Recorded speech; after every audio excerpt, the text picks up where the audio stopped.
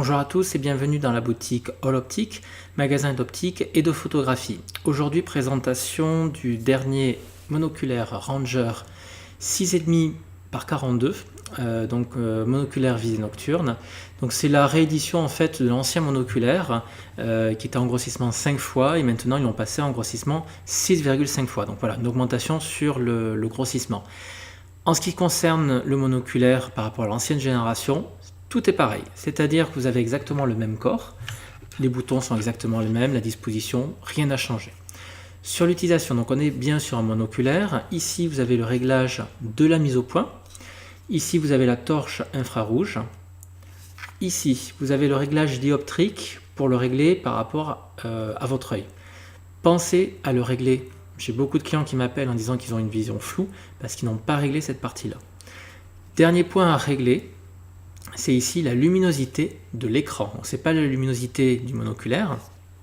À l'intérieur, vous avez un petit écran, ce qui va vous permettre d'augmenter cette luminosité-là. Pensez à le régler. Parfois, c'est trop lumineux ou pas assez. Et j'ai des gens qui me disent qu'ils ont un écran blanc parce que ça n'a pas été réglé. Donc, pensez à le vérifier.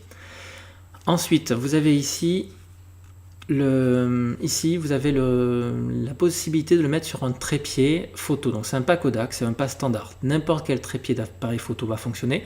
Il faut au moins qu'il supporte 1 kg, voilà, pour que ce soit assez stable.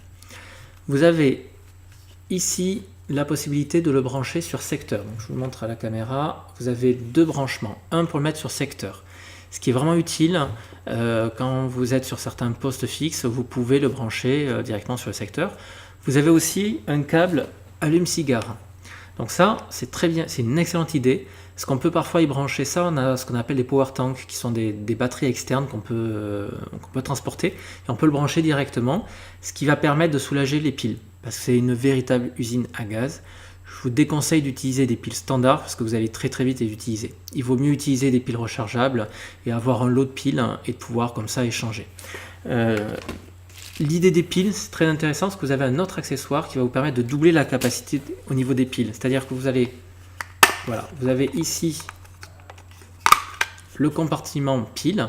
Donc vous enlevez cette partie-là et vous pouvez déjà régler à l'avance, ranger les piles dans le socle.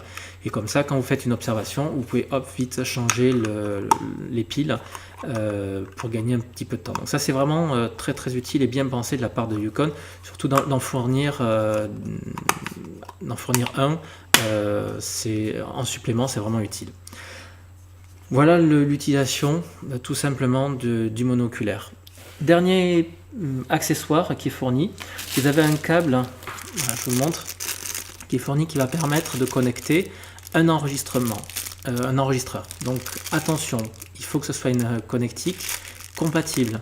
C'est pas une connectique numérique, donc il faut que ce soit analogique. Donc pensez à ça, tous les enregistreurs ne fonctionnent pas. Sachez qu'il en existe un chez Yukon qui permet d'un branchement facile. Donc voilà l'utilisation de ce monoculaire. Vous avez toute la fiche descriptive sur notre site internet, donc je ne vais pas reprendre les petits détails de distance, de luminosité, je ne vais pas donner tous ces détails-là, vous n'avez plus qu'à le lire. Mais voilà à peu près l'utilisation de ce monoculaire qui est vraiment très bien, qui est de très bonne qualité, qui a une bonne durée de vie. J'ai très peu moi de services après-vente en magasin, donc ça marche très bien. Sachez qu'on la règle assez souvent en stock, donc on peut vous livrer très rapidement. Voilà à peu près tous les petits conseils. Dernier point, en termes de distance. Donc il est annoncé entre 300 et 350 mètres de distance d'observation.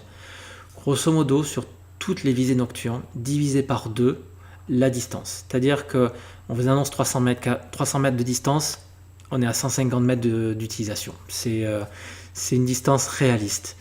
Vous faites ça sur n'importe quelle marque et vous serez très réaliste. Donc si vous avez besoin d'observer à 50 mètres, il vous faut au moins un appareil qui puisse observer à 100 mètres, 100 ou 150. Voilà. En gros, multiplier par 2 la distance par rapport à votre utilisation ou diviser par 2 par rapport à la distance donnée par une marque qui sont pas toujours très réalistes. Donc voilà, divisé par 2, vous ne serez jamais déçu sur l'appareil que vous allez acheter. Ça sera toujours en correspondance à votre utilisation.